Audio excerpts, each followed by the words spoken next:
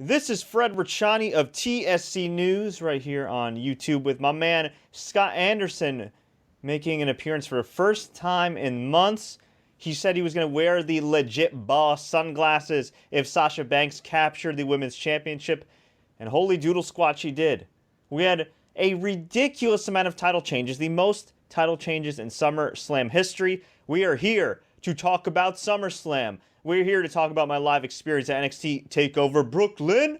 And we are here to talk about what you guys want to talk about. Just leave a comment below. Tweet us, Facebook us. You know the deal. And if you're watching this live or after the fact, please feel free to click that subscribe button, that like button, and that share button. It would be much appreciated. Scott, I didn't even start this recap, and I'm almost out of breath after our main event. What's going on, man?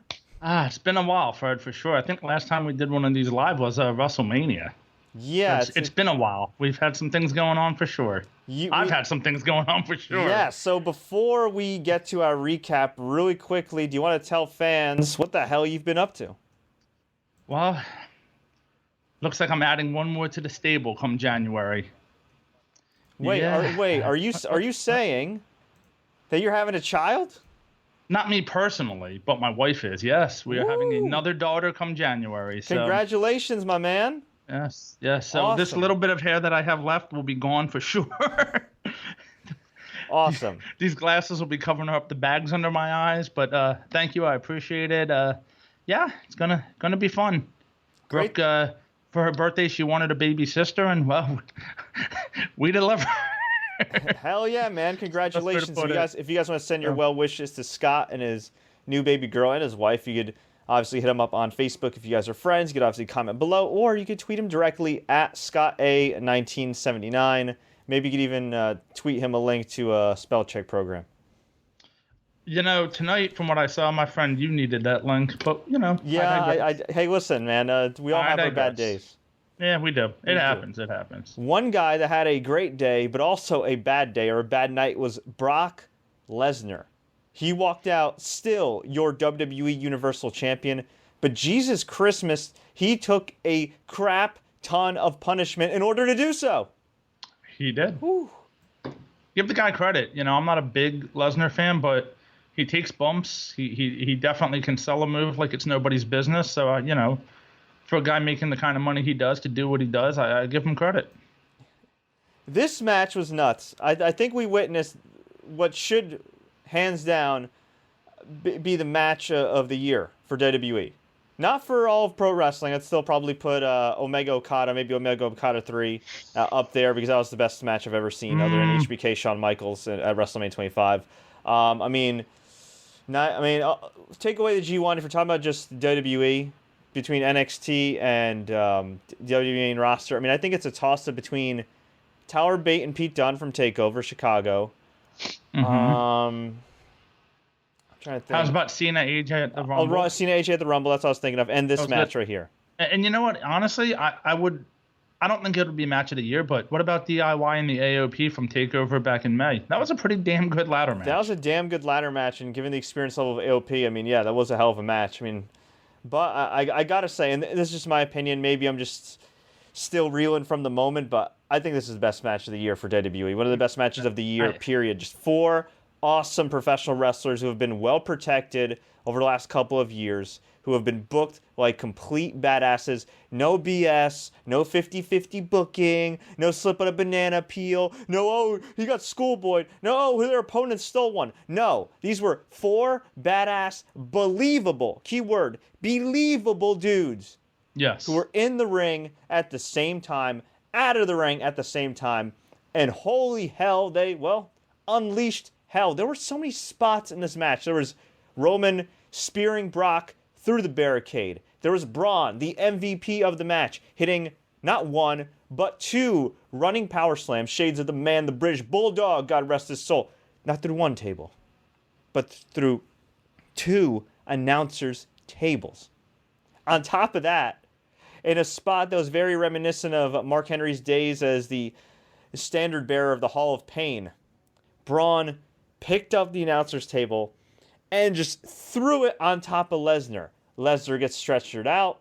Later in the match, he was able to come back. He was able to survive the onslaught of Braun Strowman, but he never, that's the wrong title, Scott, but for those that are listening to the podcast, Scott has the old spinner belt in the background, and for whatever reason, the Divas Championship, and he's just having a little too much fun spinning it. Okay. You know what's funny? Hold on, real quick. I'm sorry to interrupt, but this is how old this belt is. When I found it, I picked it up at a yard sale. It had a little label on it. I'll give you $20 right now, Fred, if you can tell me the name on that title. The Miz. No, that's a good guess. It was Jeff Hardy. Wait, what? Yeah. The little label maker said Jeff Hardy on it because I guess back in, what was it, 08, 09 when he held the title? That would have been like late 08, early 09. I know. Wow. Yeah, so that's pretty cool. Just wanted to throw that in there. Hey, it's nice to know that you guys in Delaware have some hobbies like yard sales. So, this match was badass. Brock came back. He withstood the onslaught of 1, 2, 3 Roman Reigns Superman punches. I think he kicked out of a spear earlier in the match, right? Did he kick out of a spear? Somebody kicked out of a spear. It was either him or Braun. Everybody kicked out of it. Well, got saved, kicked out of everything. Yeah, they did a lot of moves. But real quick, though, you said it best, though. They did a lot of spots. So it was a lot of tables and barricades and chairs being thrown. So good match, but was it really a match or was it just kind of pandemonium that made it so good? Dude, a great match is a great match. And at the end of the day, within the context of the rules and the universe of the match, it was a excellent, excellent match. I mean... if you're talking about just straight up best wrestling match of the year, honestly, I would say either, as far as what I've seen in the major promotions, I'd say either Okada, Omega, take your pick, or Bate and Dunn from TakeOver. In terms of just bell to bell, if you want to go like, you know what I mean? If you want to talk about like, bell to bell within the rules, no like steel chairs or any of that crap. Well, but, give it to Yeah, I was going to say, I'll give it to WWE for 5.5 hours into a show to put on that type of match is credit, to those 4 guys for sure. True, but you know what? Though it would have been very hard for these guys to have a bad match either. I mean, there's 4 caliber guys. I mean, Joe's been great for years. Brock's been great for years. Roman Reigns is an underrated great worker. Braun Strowman has improved significantly the last 2 years. It's unbelievable. And granted, he's kind of an anomaly. Okay, compared to these other big lugs that WWE tends to sign that go nowhere.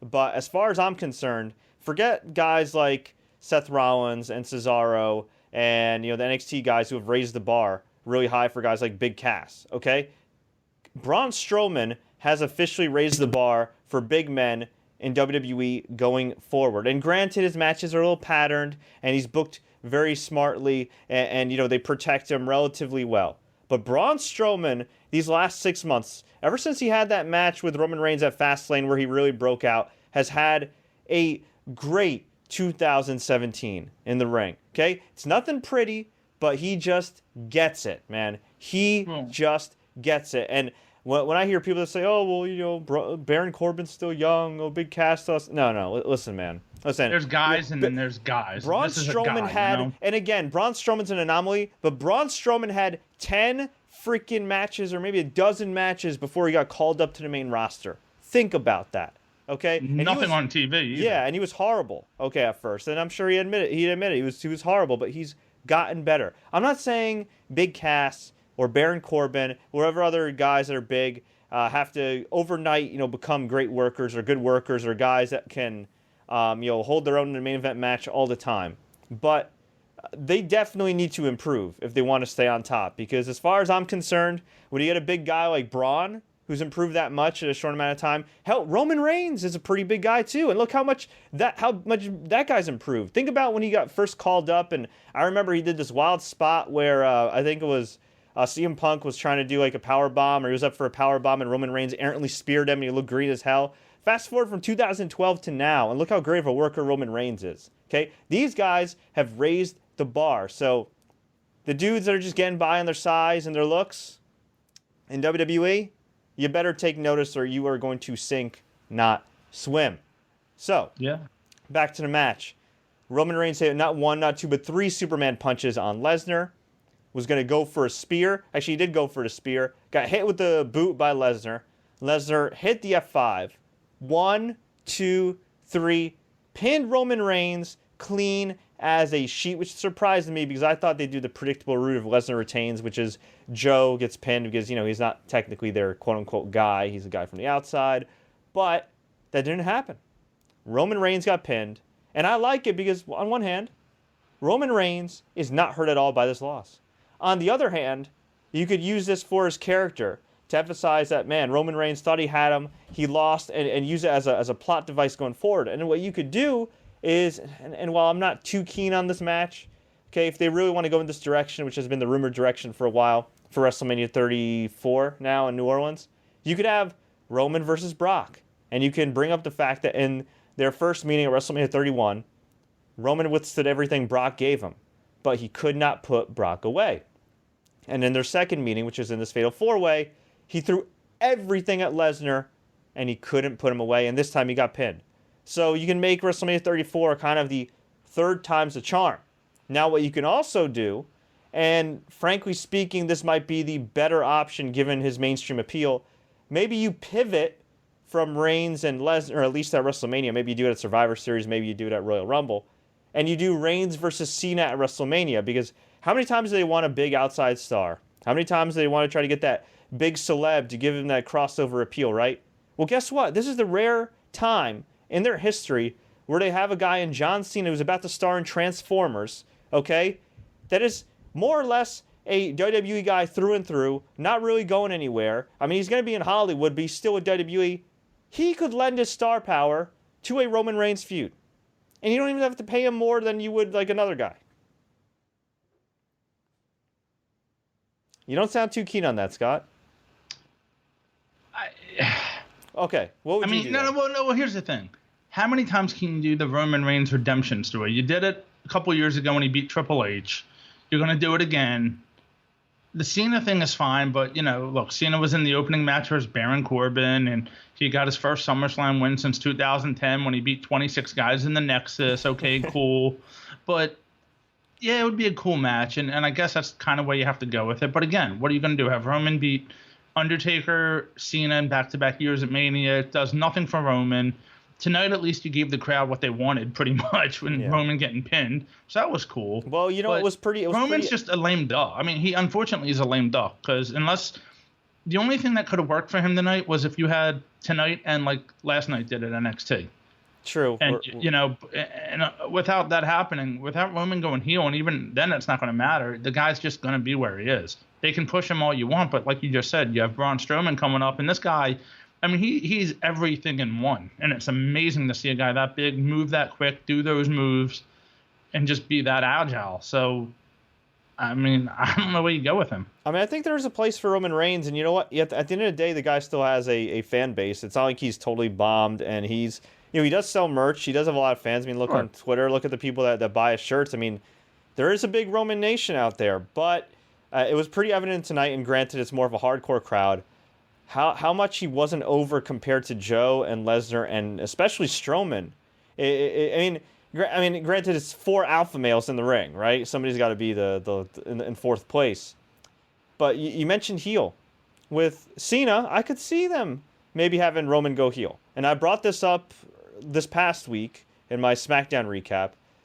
You could have Roman versus Cena or Roman versus Brock at WrestleMania, and you could have Roman turn heel, but not having the Shield help him win and turning heel, because at the end of the day, I think people are going to cheer the Shield, right? You could absolutely. Although that might be a good reverse psychology way of getting Roman over. You could have the Authors of Pain help out Roman Reigns. Notice they dress very similar offense. Uh-huh. These 2 big brooding dudes. And if you really want to compare their progress, haven't they not significantly improved over the last year? Kind of like Roman did when he first started out in WWE? Well, yeah, but you can also say, tonight Roman, Dean, and Seth all wore red and black. I mean, what's your point? My point is, I think if Roman Reigns turned heel, if they did what they did in New Japan Pro Wrestling with Los Ingobernables, where Tetsuya Naito was this nice babyface, great wrestler, better worker than Roman Reigns, nothing against Roman Reigns, but great wrestler, but fans didn't want him. Fans didn't want him as a babyface. They wanted to boo him. So what did they do? They turned him heel. They put him with this badass stable, kind of similar to the Shield. And what happens? While he's technically a heel, right now he's the most over guy in the company. So you can either do that with the Shield, if you want to try with Authors of Pain, which is my idea, whatever. Maybe you could do the Shield reunion, and then eventually do it where he breaks away and joins with the Authors of Pain. Whatever. But I think that's a way, maybe the only way at this point, where you can get Roman Reigns to, I don't know if realizing his maximum potential is the right terminology, but being more over than he is. You got to let the guy just be the guy. That's the problem. And I think he can as a heel. Just let it fly. I mean, even The Rock hinted that a while ago. I don't know if it was before WrestleMania 31 or 32, but he had an Instagram post where he pretty much said, "Hey, I had to turn heel, and then a year later, I became the most over guy in the company." Yeah. So we'll see. Right. But Brock retained. This was an excellent main event match. Just tremendous stuff. Give it all the stars. This was a great match, man. Just really tremendous stuff. Speaking of title matches, well, you know what? Let's start from the beginning, because you want to start at 5:30 when they brought up the NXT Armory crowd. Oh God, yeah, the Lakeland, Florida crowd. Oh man, hey, no disrespect to Lakeland, but yeah, that was bad. Oh boy, okay. That's brutal. Yeah, we had a more or less an empty arena match, which kicked off on the kickoff show with The Miz, Bo Dallas, and Curtis Axel, with Maurice defeating Jason Jordan, Angle, and the Hardy Boys in a 6-man tag. This was a nothing match. I don't even know who pinned who. I think Miz got the win. Miz hit the skull-crushing finale on Jordan. Yeah, I was kind of busy, eating. The best part of the whole match is after the match when The Miz goes up to the one guy on the hard camera side and gets in his face, and you see just 20 rows of empty seats. Oh, man. Apparently, though, they opened the gates at 5 o'clock, and the match came on at right around 5:30. So, yeah. Bad timing there on somebody's part. Maybe somebody's been watching Game of Thrones. They take a while to open the gates. Open the gates! Open the gates! Ugh, poor Jon Snow. We had Neville beat Akira Tozawa to regain the Cruiserweight Championship. Okay. Okay. I actually missed this match. Scott, did you get a chance to watch it? Yeah, it was a decent match. It had the same finish, I believe, that the Rumble had when he won the title. Mm-hmm. Tozawa went for the senton. Off the top rope, got the knees. Neville put him on his belly, hit the red arrow, and pinned him. I mean, that was pretty much it. It was cool that Tozawa had the title for a minute, but in the end, I guess it just doesn't do anything for anybody. Doesn't do anything for the brand of the Cruiserweight division, 205 Live, and it is what it is. It was a match, that's all you can say. I agree. It was a match, and it's I didn't watch it, but just hearing your description, it sounds like it was just a match, and very unfortunate Tozawa just loses. He becomes the very, very poor man's Lex Luger. For those that don't get that reference. Ooh, man, and almost the same time too. Almost 20 years ago. For those that don't know, 20 years ago on a random Nitro before everything was Road Wild. It was in Detroit, though. It was in Detroit. Which is a hot wrestling city, yeah. Well, and that was Luger's home. Oh, was it? Oh, yeah, that's right. Yeah, so keep that in mind. Let's so on a Nitro, 6 nights before a pay-per-view, I think it was Road Wild. Road Wild, okay. Yep. Lex Luger, after Hulk Hogan had been reigning as champion for a year with the NWO, submitted Hogan with a torture rack. Crowd goes nuts. WCW celebrates. He wins his second WCW World Championship. For those who want to talk junk about Lex Luger, okay, the guy was so over back in 1997, it wasn't even funny. I mean, this guy was a star. Oh, my God. So he was there. He was replacing Sting, too, when Sting was doing his Crow gimmick. Yeah. So what happened? 6 days later, Hulk Hogan just beats him for the freaking title. And the funny thing is, it had the same ending, except Hogan, I believe, hit him with the belt. Because the ending in the Nitro match was Hall and Nash come out, they get in the ring, get involved, but don't touch Luger. Luger takes them out, puts them in the rack. Same thing happens 6 days later, I think that pay-per-view was a Saturday night, too. And you want to know something funny? Because I watch along with Brian Alvarez and the Nitros and the Raws from 19 years ago, because he reviews them. Well, I lived through them. Yeah. Well, I watch them here and there. I was your age back then almost. Oh, God. Oh, God. Oh, I just aged myself. So, I'm not that old. So I was watching the Nitro, and Bret Hart randomly had the U.S. title again. And the week before, Lex Luger had beaten him for the U.S. title. So it turns out that around 19 years ago or so, Lex Luger on a random Nitro beat Bret Hart for the U.S. title. And then, or somebody for the U.S. title. Maybe I think it was Bret Hart. And then, literally 3 or 4 days later on WCW Thunder, which was their Thursday show, Luger lost the U.S. title.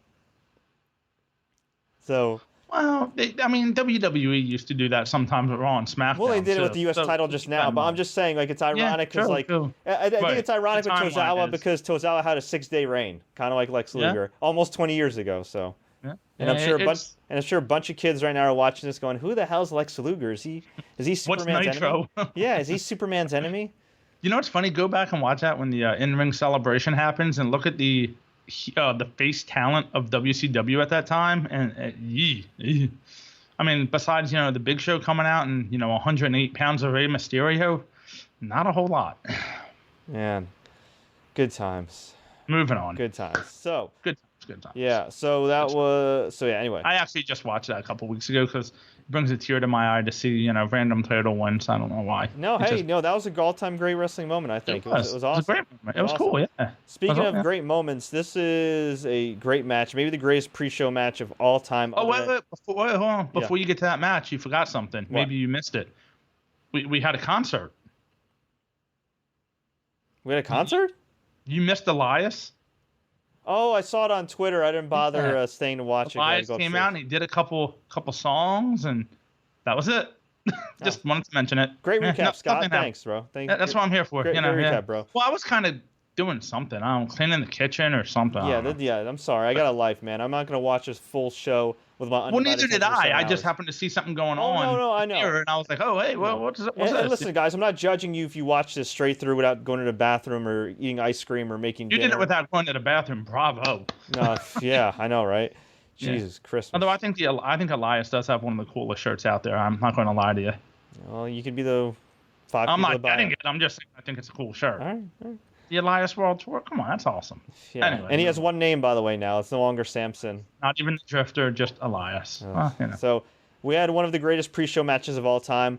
Personally, I still think the match I was live for at Money in the Bank 2013 in Philly was better, which, ironically enough, featured the Usos versus Roman Reigns and Seth Rollins for the tag titles. I have to go back and watch that match on YouTube to compare, but I think that was slightly better than this, but that's not saying much because Usos versus the New Day was an excellent tag team professional wrestling match. This is such an underrated feud. Just such an underrated feud. I saw Dylan Hale's tweet online earlier. He said that if this era wasn't the era of oversaturation, this would be considered one of the great rivalries of this generation. And from an in-ring standpoint, I totally agree. I think these guys have just had such great matches. They've had even better matches than they did in 2015, and the 2015 matches were pretty good. The Usos have reinvented themselves. The New Day managed to stay over and sell merch, and this is a great back-and-forth match. What can I say? So many near falls. Go out of your way to watch it. The Usos ended up getting the win with the double splash on Big E. 1, 2, 3. There was a scary point in the match where maybe I'm getting my tag team matches mixed up. I think it was this one, where wasn't one of the New Day members launched or one of the Usos? No. One of the Usos was in the ring with one of the New Day members, and he threw him over the top rope. And then that that New Day member landed on top of the other Uso on the floor, like right on his head. Oh, yeah, it was supposed to be, like Jimmy was supposed to backflip Xavier Woods onto, who did I say? Yeah, the one onto the other, and it was supposed to kind of be a Samoan drop. Right. But they kind of missed it, and Xavier just kind of fell. Yeah. Yeah, right on the guy's head. Yeah. Thankfully, he seemed to be okay. No concussion or anything, thank God. So, but the Usos got the win with the double splash on Big E. This was a great match. But now they're playing hot potato again with the tag title. They are, but you know what? Weird. Hey, Usos are over. Hopefully they'll have the belts for a while. We'll see what happens. But at that point, that was the best match of the night. I'd probably say up until the main event, that still might have been the best match of the night. Ooh, We'll get through it. We'll see. Yeah, both tag matches were pretty good. Yeah. I'll put this one over the other, but they're both great. John Cena versus Baron Corbin. This went about 10 minutes. John Cena won with the AA. This was nothing special at all. This was a great SmackDown match. This was a perfectly fine I don't even know if I want to go as far as saying this was a perfectly fine SmackDown main event match, because some of these SmackDown Live main events have been pretty good this year. Yeah. There's like a good SmackDown Live opening match. Oh. Yeah, and hopefully he's not listening, but now we see why Baron Corbin keeps his shirt on. So. Oh, anyway. Man. Come on, Scott. We're one to talk about. I mean, granted, we're not professional wrestlers who have to look cosmetically good on TV, but I don't know. He did take off his shirt. I don't know if he was trying to make a point. Either way, Yeah, I think he was just pissed. This is the worst week ever for Baron Corbin. Or the last 2 weeks have been bad. Okay, let's recap. According to, I think it was the Observer that reported this, that he blocked multiple WWE officials for whatever reason, probably something petty like online. I did not know that. Or like backstage. Yeah, allegedly did. I don't know if he actually did or not. I'm not going to go and check who Michael Hayes follows and doesn't follow. I got no time for that. And then he got into it with a military man on Twitter where he said he was a loser or something. And that military man happened to be a member, I think, of the Army. And he tweeted a picture of him posing with Vince McMahon and Mark Henry. So of all people that Baron Corbin, quote-unquote, burned on Twitter, it happened to be a man that WWE actually visited at his base. Hilarious. So Baron goes, oh, well, I respect your service, but I don't care about your opinion. He also, I think, went at Dave Meltzer and said his opinion's irrelevant or something. And then Dave ended up daving him like he daves a lot of people on Twitter, essentially burning him to the ground. Burn it down, as Seth would say. And then he, this past Tuesday, cashes in his Money in the Bank and loses in seconds to Jinder Mahal after Cena distracted him. But the week before that, John Cena called him skinny fat. And I'm sorry, last time I checked, say what you want about John Cena. Yeah, you brought up earlier, Scott, that back in the day, he didn't put over Nexus at SummerSlam 2010. That was a long time ago. John Cena's given a lot to a lot of young guys. Sure. So I think these days when he really cuts deep at you, it's either a challenge or it's a message. And Baron Corbin did not answer that challenge pretty well tonight. The only thing about Corbin doing what he did, and I know what you're going to say here is, but why can't a heel just be a heel? Like, why does every heel still have to be a good guy, outside of WWE? I don't think and I know doing what he did to who he did it isn't right, but he's a heel. That's his gimmick. I think one of the things is that, and I heard this in his Jericho interview, and he's very confident, and I think you need that kind of confidence to succeed in professional wrestling. But the feeling I get, from people that cover the sport and everything, is like he could have something, right? With a little tweaking, he could have something. But at least on the surface, he seems like a guy that thinks he's better than he is. And like you listen to him in Jericho's interview, and he's, seems like a cool dude. He's very confident in himself. But has he really improved that much over the last year? I mean, he's improved, and I do think that WWE could have protected him over the last year more. I think he should have beaten Dean for the IC title at WrestleMania. I'm not the biggest fan of him, but if you're going to push him, I do believe in protecting a big guy like that. And they haven't done that at all, so that's not his fault. But at the end of the day, I mean, you look around, man, he hasn't improved enough to the point where he's a main event guy. No. He doesn't have the promo ability or the facial expressions of a Jinder Mahal. The in-ring he needs presence, a manager. He needs a manager. He needs a makeover. And, I think maybe I got to believe there are some people backstage that are probably looking at this guy saying, all right, he's kind of a douche. Okay, he's trying to do this cute Twitter gimmick. And instead of being on Twitter, he should be improving in the ring. Whereas while, Kevin Owens can get away with burning people on Twitter. He can even get away with blocking me on Twitter for no apparent reason. And by the way, he did block me on Twitter a year ago or two for no apparent reason. I don't know why. Wow. So, yeah, I feel quite bad about that. But he does some. He has posted some good things. Yeah. He does. But I'm saying, like, Kevin Owens is a great wrestler. Kevin Owens is one of the best wrestlers of this generation. Sure. Kevin Owens sells merchandise. He draws money. Okay, Kevin Owens is the man, and Kevin Owens never crosses the line. But Baron Corbin, maybe he crossed the line one too many times on Twitter. Maybe he didn't improve enough in the ring over the last year after being given chance after chance after chance, which I'm sure are chances that fans wish went to Sami Zayn and went to other guys. And so, for him to lose, and be the biggest loser over this last week, I don't really feel bad. And I kind of want to understand why WWE would give up on him, or at least like maybe put him through the ringer and see how he does. That being said, I think it was a complete waste for him to win the Money in the Bank in a hellacious match like that, where a bunch of guys risked life and limb, only to lose the briefcase on a random SmackDown. I think what he should. I think, yeah. Even though I love that moment, I laughed my ass off. But how much better would it have been if the briefcase was on the line in this match and John Cena won? I think it would have been better. Just my humble opinion. I think it would have given the match some meaning. Yeah, I mean, it could have been a basic match, but at least it would have had some meaning other than Corbin, the bum, just losing like, well, Oh, you know what else we forgot about on the pre-show? What? Shawn Michaels showed up. Oh my God! Yeah, the low point of Shawn Michaels' career. We had a bunch of KFC ads on this pay-per-view because KFC sponsored it. Damn capitalism! For all the people that are in favor of capitalism, all I gotta say is just look at the Shawn Michaels entrance. Just look at Shawn Michaels' entrance. Okay, Ryan Loco tweeted me earlier. Okay, years ago, Shawn Michaels could not be bothered to do a job, but 20 years later, here he is, doing his entrance, dressed as a male stripper version of Colonel Sanders. No, Dolph Ziggler was a male stripper version of Colonel Sanders. Whatever. This was the low point of Shawn Michaels' career. And dare I say, even with all the drugs and everything else, this might have been the low point of Shawn Michaels' life. Just money talks. It is what it is. Stop it. He doesn't care. He's what, 47 years old? Who cares? He doesn't care. It's the low point of his career. Oh, it's not the low point. The low point of his career. Low point of his career. Yeah, it's definitely not the best moment. Low point of his career.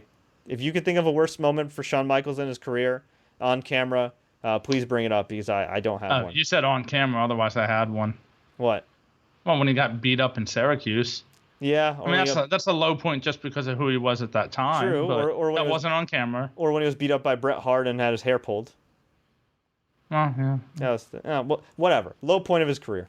We had Natalya beat Naomi via submission to win the WWE Women's Championship. No cash-in by I was Carmella. surprised at that finish, too. Yeah, just clean in the middle of the ring. Most likely going to play into Total Divas. Natalya definitely earned it. I know a lot of people aren't Natalya... Well, some people aren't Natalya fans. They say she's boring or this and that. I think she's a great wrestler. I've always liked her. If you follow her on social media and Total Divas, there's a reason she's in this spot. And there's a reason she's been on Total Divas since the beginning. Because obviously, she's got a gigantic fan base and she connects. So maybe she doesn't connect as a heel. I prefer her as a babyface, but yeah, good for her. She got the win. I thought they were going to do the thing where they finally give Natalya a title win after 7 years. And what happens? Carmella's going to cash in, right? Thankfully, that didn't happen. So, good for Natalya. Happy she got the win. And I thought Naomi did a great job, too, of having tears of sadness, just crying on cue. I think a part of her maybe actually cried because she was happy for Natalya. Because they've been friends for a long time and Total Divas castmates for a long time. And to see Natalya finally get that win you think about all the years Natalya was booked as the second or third banana. She had the farting gimmick. She was in love with Great Khali. Just all these stupid storylines. And finally, she is the alpha female. It's great. Great to see. Well, I could see a title switch on Tuesday. I could, but you know what? At least she gets to keep it for more than a few minutes. We'll see if the belt's still glowing or not. And then, actually, I think that'd be kind of cool if she came out with the belt glowing just to rub it in Naomi's face. That'd be kind of cool. We had Randy Orton beat Rusev in approximately 10 seconds. Was that the third? That wasn't the third match, was it? That was the... Oh, no, I skipped over. No. We'll go back to that match. But yeah, I missed it. I missed the whole thing. Okay, Rusev attacked Randy Orton when he was coming out.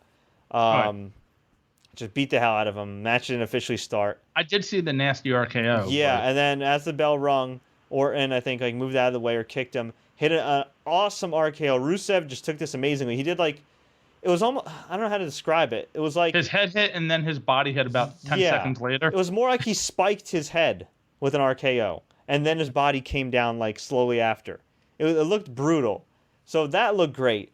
But the problem is Rusev was a great pro wrestler. Another guy, much like Roman Reigns and Braun Strowman, a dude who, he's been at it for a few years now, but even going back, 3 years ago when he got called up, way better than he should be for his experience level. Yep. Awesome worker, great personality, good on the mic. And I don't even think English isn't even his first language. He's awesome on the mic. And what happens? Loses in 10 seconds to Randy Orton. It's the curse of John Cena.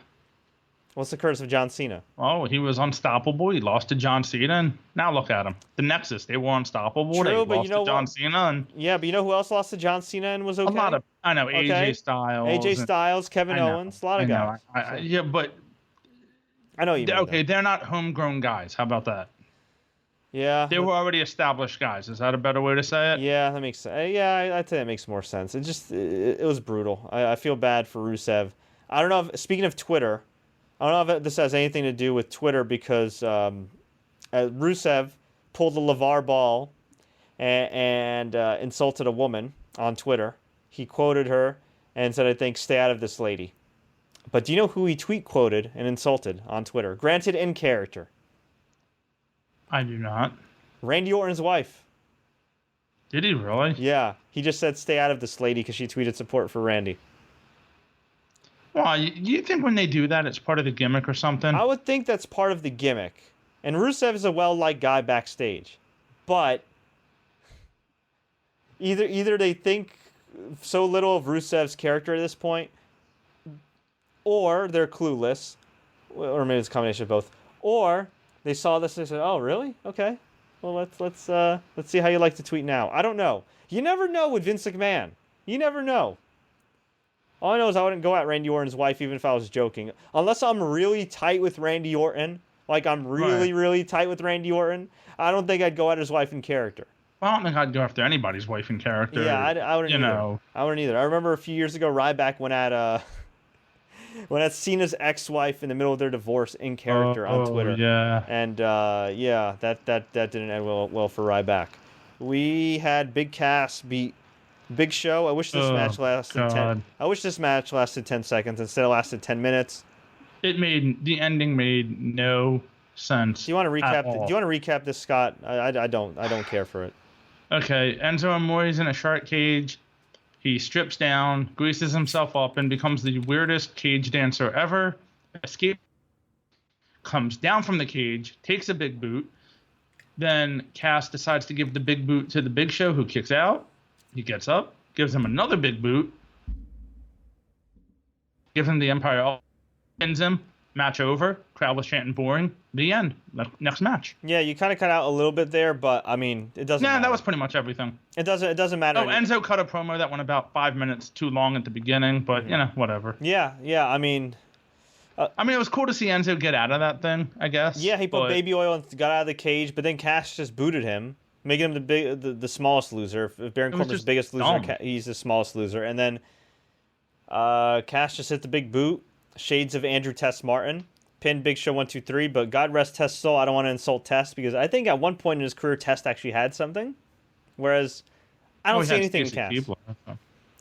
Now, to be fair to Big Cass, maybe we should keep him as far away from Enzo Amore as possible going forward before we totally write him off. What do you think, Scott? Yeah, I think after tonight, that's what we're going to see. If they do a shake-up again, I think he would be good on SmackDown. I think that would help him. With his girlfriend, Carmella? Yeah, I mean, although it would be kind of awkward for Ellsworth, but it would still be kind of funny. Well, that's how you turn an Ellsworth babyface. Yeah. Yeah, I mean, they got to do something with him. I think Raw has too many big guys. I know SmackDown has, Corbin is a big guy and whatever, but, I think he needs to go to SmackDown. I think it would just help him out overall. Yeah. Although, truthfully, I think he needs to go to NXT and work on a singles character, but, one step at a time. Yeah, I would actually like to see them send some more WWE guys, main roster guys, to NXT. I mean, OVW did it back in the day. I think they did an FCW every now and then. HWA did it. Like, all the developmental territories in WWE pre-NXT did it.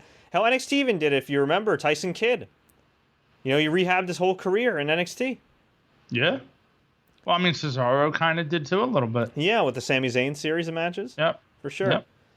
We had Sasha Banks beat Alexa Bliss via submission to win the Raw Women's Championship for the 4th time. Sasha actually wins in a title match on a pay-per-view, although she has yet to make one successful title defense in her career on the main roster, which is crazy to think about.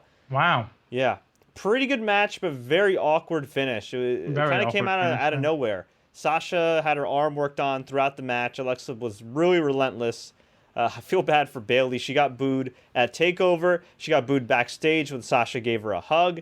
I thought there could have been a chance that maybe Bayley's injury turned out to be a work and maybe healed quicker than expected, and maybe Bayley would interfere and cost Sasha the championship. Well, I was waiting to see Bayley come out at the end and do that, yeah. Yeah, or maybe inadvertently cost Sasha the championship. But no, instead, Alexa Bliss got locked in with the bank statement.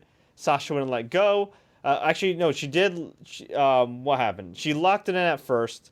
Alexa was able to ring the arm and escape, but then Sasha locked it in again.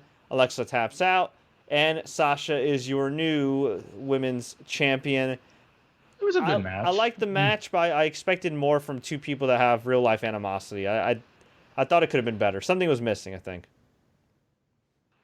Yeah, perhaps. I mean, it was the best they could do, I guess, for what they had. But it was a decent match. Yeah, kind of a surprise finish, but in a way, that's kind of a good thing, isn't it? You Yeah. don't just get the generic, oh, here's my finish, the end. So No, in a that's way, right. it was okay. It was like, oh wow, she tapped out. Like that's different. True that. So True that. We had the return of the Demon King Finn Balor, which they idiotically advertised ahead of time. I wish they would. this was like the stripped down version of it, though. Yeah, I wish they would have just freaking hinted at it. Like he said, Finn Balor said on Monday, "I'm gonna bring the demon." Bray, whatever he said. He said like, "I'm gonna bring the demon," or "I have a demon too," or something. Okay. Something to the effect of, yeah, Bray has his demons and so do I, or Yeah, something to that. there you go. Yeah. That's all you need. But no, they actually had to show a graphic saying the Demon King Finn Balor's coming back. Because you have to spell everything out for the audience. You can't let the audience think for themselves. Jeez, man. Yeah, you know what's funny? They spell out so many things for their audience, as if their audience is full of idiots sometimes. Yeah. But you look at Game of Thrones, and you look at like recent shows like The Ozark on Netflix and some other stuff, and all those shows get you thinking. All those shows have their own fan theories and everything else like that, and they're the most popular shows and do significantly more viewers and ad revenue than WWE. Don't you think it'd be nice to have WWE make a storyline where fans can kind of think for themselves without overcomplicating it? I know that at times they've overcomplicated things. The greatest example of that being that they were trying to figure out who John Laurinaitis was affiliated with, and it turns out Kevin Nash stole his phone and texted himself or something. If you remember that horrible storyline from back in the day, or maybe it was Triple H. I don't know. Please stop. Just stop. I will stop. Avoid late 2011 Raws if you are binging them on WWE Network. That's all I gotta say. We had Finn Balor as the Demon beat Bray Wyatt. Cool entrance and everything. It was kind of, but it was like half the entrance. It seemed like, I don't know. Seemed like something was missing. You know what? Well, he didn't have the chainsaw like he did in London. He didn't have like the cage like he did in one of those. He always had like a theme every time he was in like a new city for NXT TakeOver, and he didn't really have a theme here. It was just kind of the old school Demon. It was cool, but I didn't like the fact that this match went 13 minutes. I think it would have been a lot better. Wow. Or like 10. Was it like 13 or 10 minutes? I'll check it out. It felt like it was a while. I think this should have been a squash match. I know Bray Wyatt's Bray Wyatt and they love Bray and everything, but this guy really needs to be repackaged. He needs to cut off the white man dreads. He needs to trim the beard a little bit. He needs to find a greater purpose. I don't know what it is, what he needs. Actually, you know what he needs? And man, it's a shame Paul Bearer passed away all these years ago. He needs like a guy like a Paul Bearer to slap some sense in him and get him focused. Yeah, the match went 10 and a half minutes. 10 and a half minutes. But you know what's funny though with Bray is he gets these odd wins. Like he beat Balor for no apparent reason. He beat Seth twice. Yeah, and the only reason is they have no other heels to compete with anybody. Like, I mean, Braun's like a heel, but he's not really a heel. Yeah. So, that's all they have. But you were saying that you needed Paul Bearer for Bray. Well, in my opinion, you need like a Paul Ellering for Baron Corbin. Yeah. Something like that. Yeah. Actually, put him on a motorcycle, call him like the Sons of DOA. Why not? Okay, now you're bringing up some random attitude era gimmicks. But you know what, though? I'd say this, a motorcycle would add something to Baron Corbin's personality. It'd add more than nothing, I'll say that. It would. We had Ambrose and Rollins take on Cesaro and Sheamus. This was a great match for the Raw tag titles. I forgot how crazy of a finish sequence Shield matches can have, man. This was just insane. If I recall correctly, Seth hit like a Hurricanrana on Sheamus, right off the top, and Sheamus flew into Cesaro, and then Cesaro got hit with the dirty deeds. Not exactly. Yeah, they were setting up Ambrose for something. Sheamus was sitting on the top rope. Seth came from the outside, springboard, did the Hurricanrana. Even though Cesaro didn't flip, he kind of just dove into Sheamus. Seth then hit the his finisher, I forget what he calls it. The knee, the knee, and then more or less Omega's V trigger, yeah. Yes, exactly. So he hit that, and then dirty deeds, and then the pin.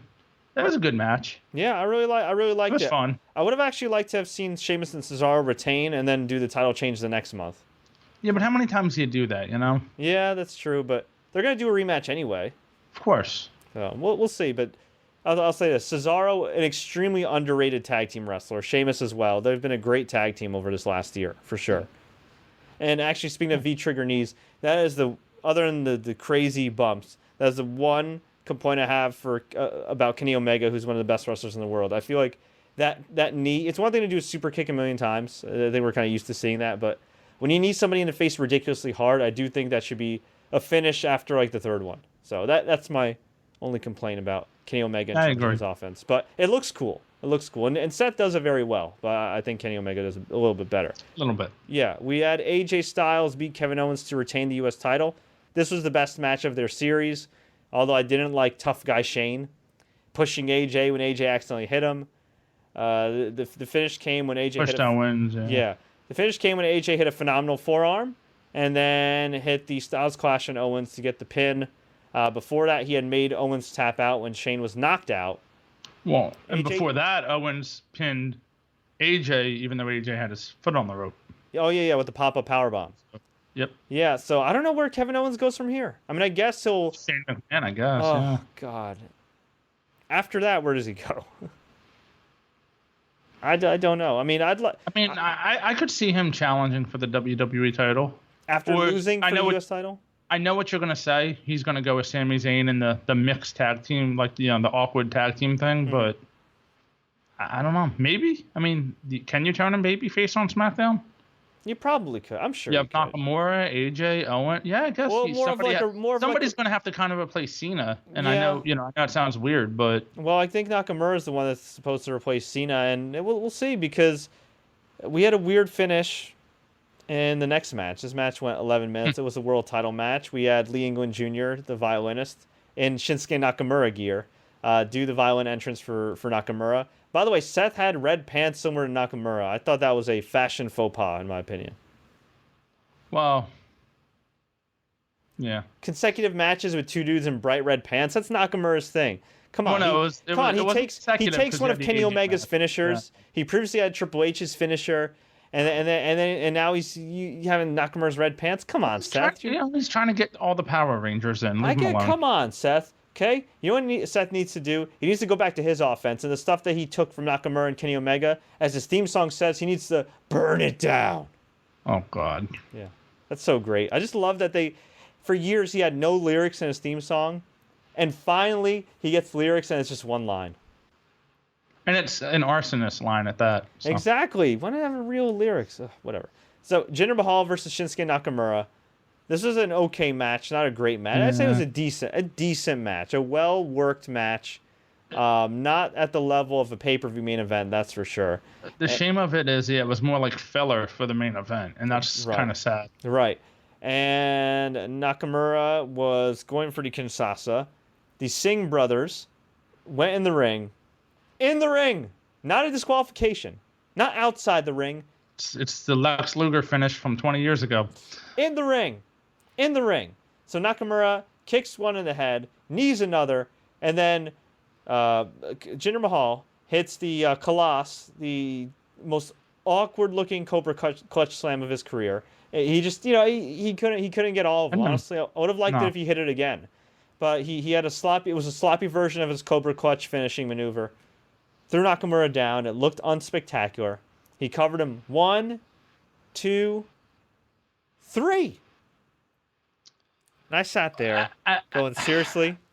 Nakamura loses to Jinder Mahal via the same exact finish that Jinder had in almost every one of his matches with Randy Orton and other dudes. Like, come on. Here's the good thing about it.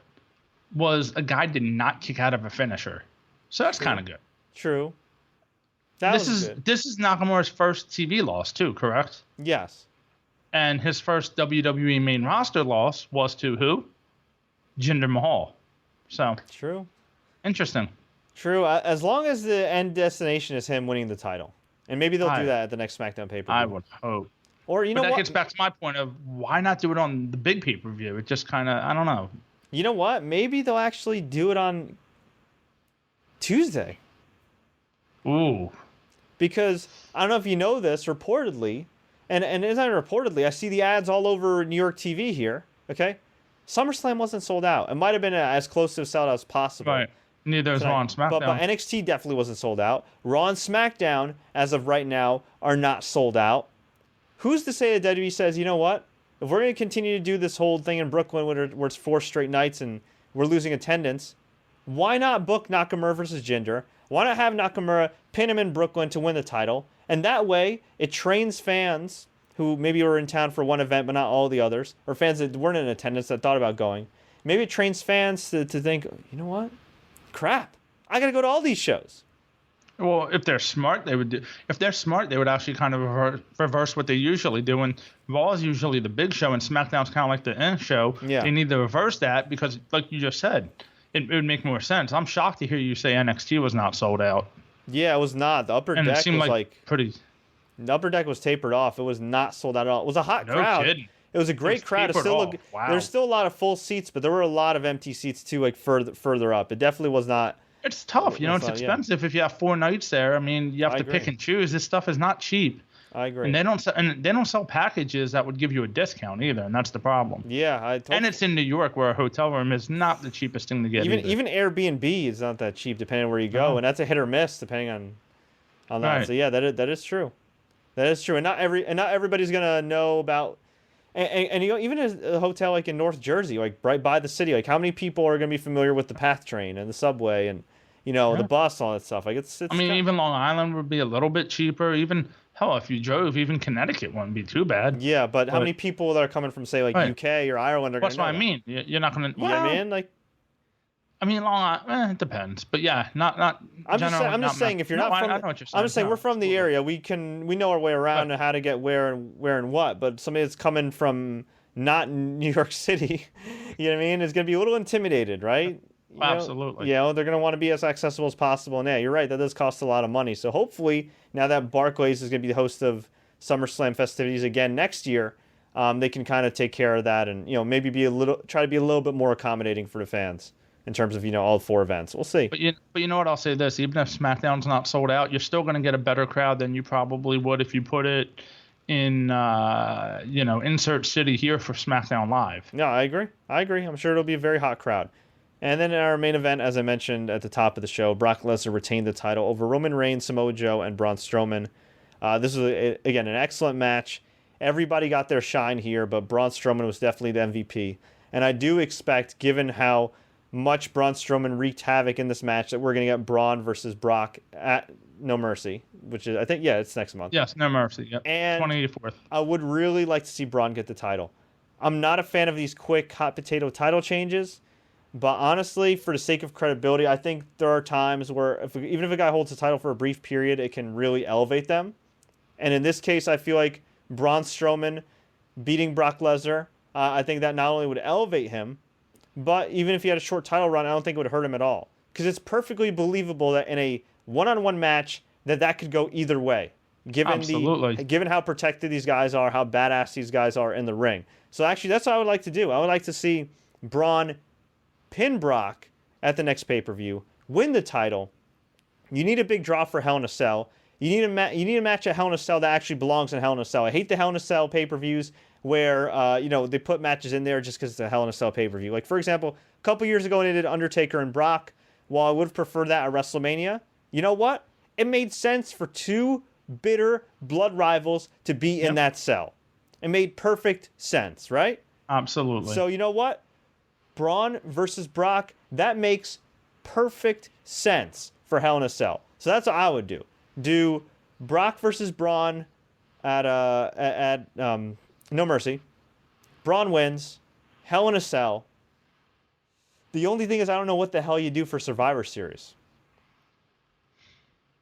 I mean, I guess you could put Lesnar in a multi-man match and make the WWE Championship the main event, but I think it all depends on who's the WWE Champion by then. I mean, if it's Jinder Mahal, I think it's a tough sell. If it's Shinsuke and maybe like John Cena, I'd say that's a better top billing. But you're going to need something because Cena's going to Raw, so you don't get that, but well, he's appearing on Raw. He's reportedly appearing on Raw tomorrow night, but that doesn't mean he's going to stay on the Raw brand. There's still a lot of flexibility. A lot of things can happen. But so, what do you do? What do you do? Because I mean, as funny as it sounds, do you even have to have Brock at Survivor Series, even if he's the champion? I know it's the Big Four again, but you don't. Have to? But you don't. But I'm trying to think of when the last time they didn't have the WWE champion at Survivor Series. I think the last time Brock held the title, which was 2014. I think that's what I was going to say. But you had the caveat of authority versus Team Cena. Show. No, you know what? He wrestled Big Show.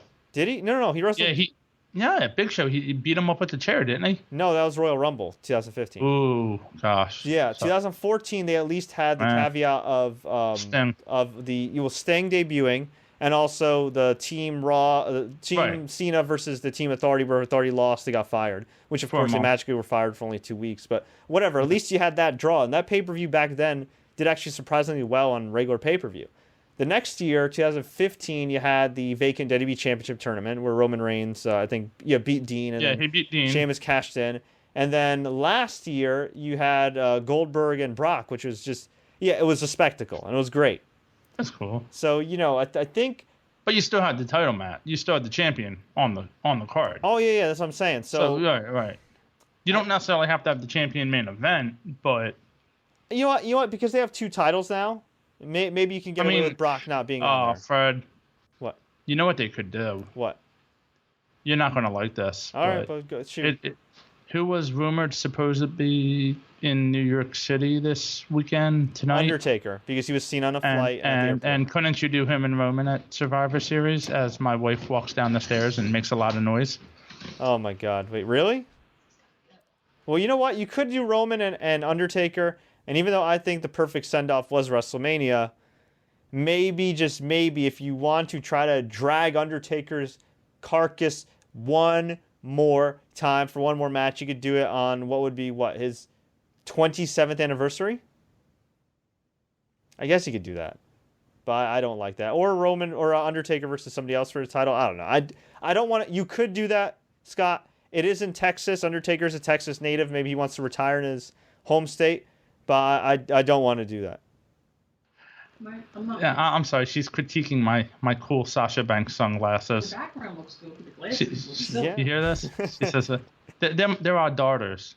Yeah. But I had to wear them. Yeah, sure, Scott. They're your daughters. So overall, they're my daughters. Yeah. Oh my God. So overall, I'd give your wife's co-hosting performance a thumbs up compared to you, and I would give SummerSlam, because of the great main event, because most of the matches were at least pretty good. I would give SummerSlam a thumbs up, and the fact that hey April, and the fact that it ended on time is great. Hey, Mrs. Anderson, doing great. Congratulations. And Scott, I think you muted yourself there. I muted myself on purpose. Okay, well, I don't know. Sorry. I had it muted anyway for sound and different things, and she came over, and then I was still on mute. Yeah, I had to. All good. She made fun of my outfit. I had to say something to her. Yeah, I had to put her in her place. You know what I'm saying? Actually, I think it was the other way. Bad timing. I think it was the other way around. Overall, thumbs up for your wife as the co-host, and thumbs up to SummerSlam.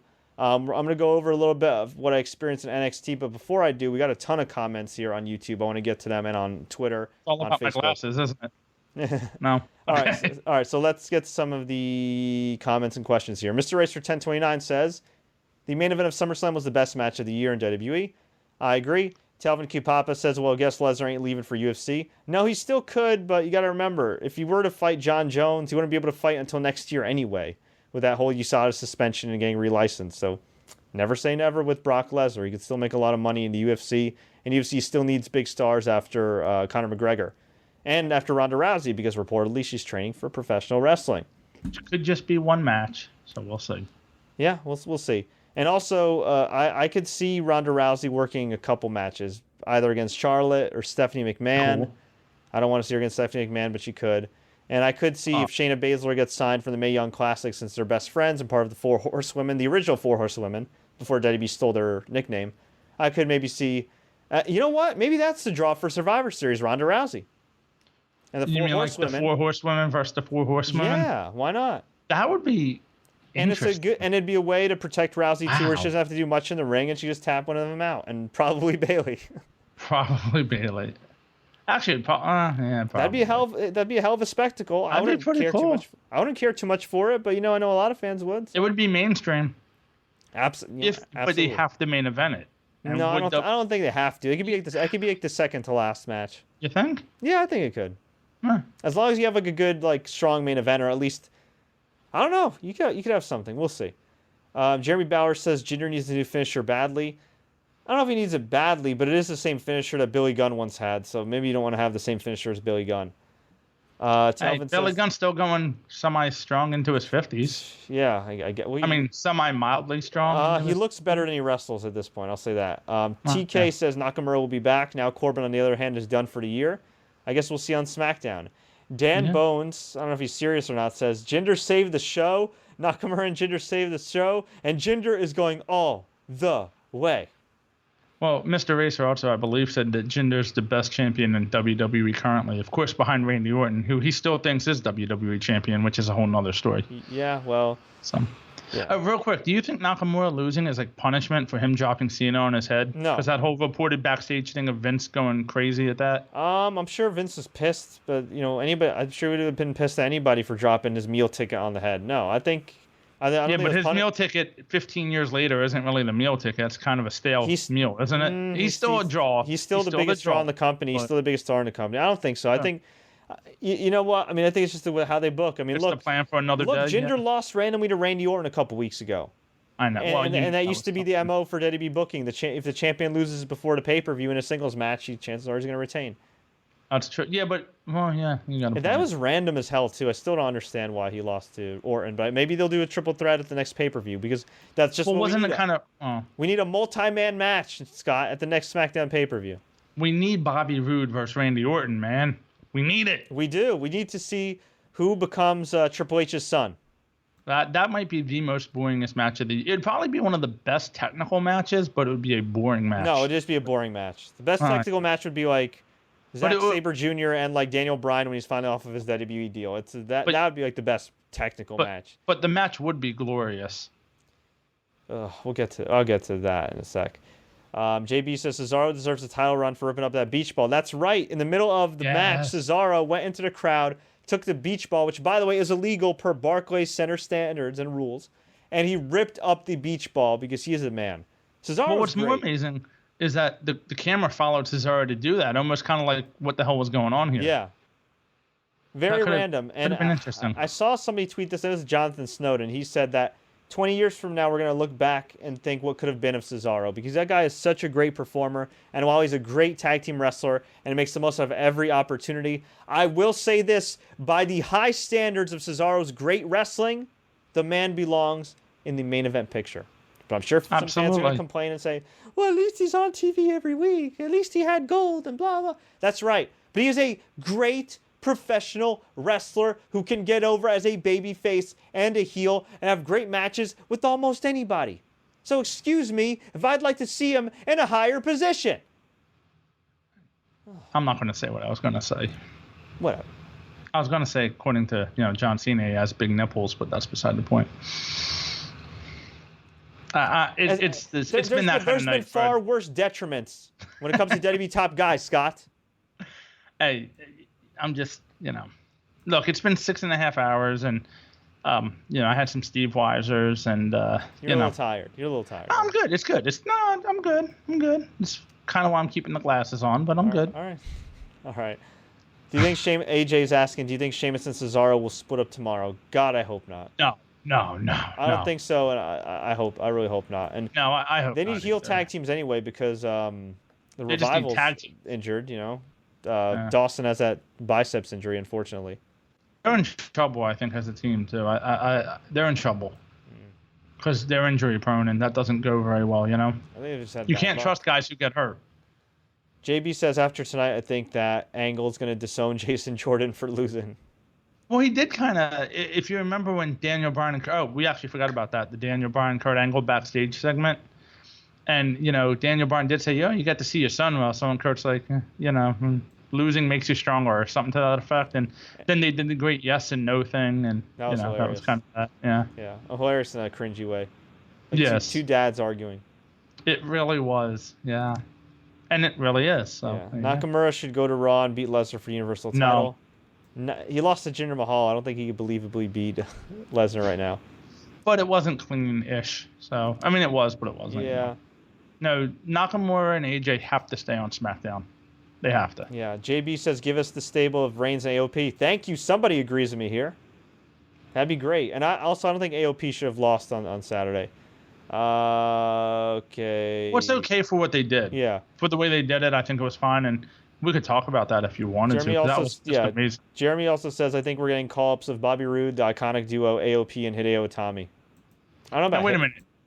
He also said Mandy Rhodes on a tweet. And I don't know why he didn't mention that tonight. No, Mandy Rose. I think Mandy Rose is going to get called up full-time to be on TV for NXT because she's got a ton of potential, but I don't see her I don't see her in the main roster yet. She's way too green. She's gorgeous, and she's going to be a star, but not yet. She's going to be a total diva star for sure. Mm-hmm. But anyway. Okay. Let's see. Bowen Badley says, honestly, didn't remotely care for the Cena match. You're not the only one. Charles Scott says, remember when Shawn Michaels lost his smile? That was not a low point for Shawn Michaels. He got paid and didn't have to do the job. And 20 years later, he's jobbing to Colonel Sanders' almighty dollar. Embarrassing.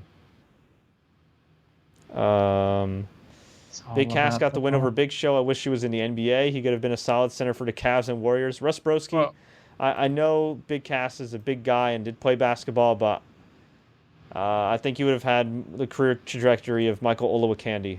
Well, let's keep in mind that when you're 7 foot tall and you can teach that, and you stand next to Aaron Judge of the Yankees, who's 6'8", and you're shorter than him, you're not really 7 feet tall. Right.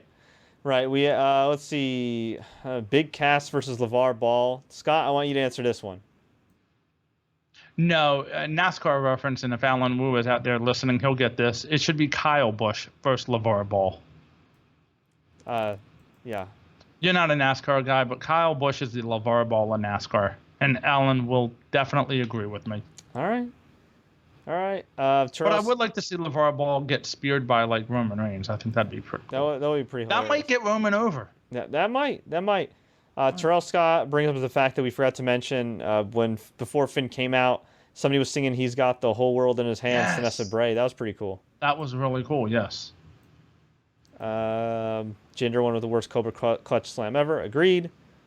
JB says Knock wins the title at Hell in a Cell. Is that a SmackDown pay-per-view?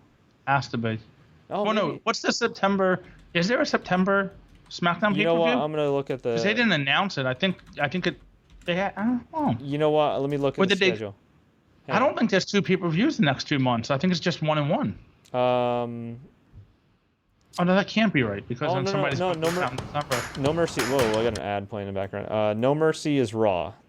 Right, which is the end of September. Yeah. And that was the next pay-per-view they announced. Yeah, WWE pay-per-view schedule. Let's try this again with no ad playing in the background. Okay.